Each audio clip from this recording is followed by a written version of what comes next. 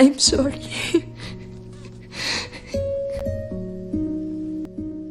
Pero, bakit mo... Bakit mo ko iniwan? Bakit mo ko iniwan?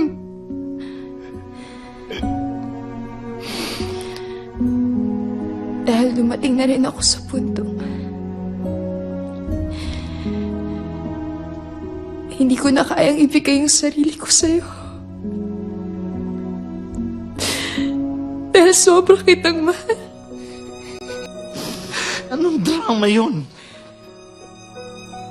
Totoo yung sinasabi ko. Anong drama?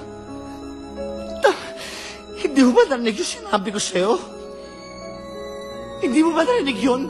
Sinira mo ang buhay ko, tinarantado mo ako, pati buhay na anak ko sinira mo. Alam ko. Titigilan mo na yung pagsisinungaling mo.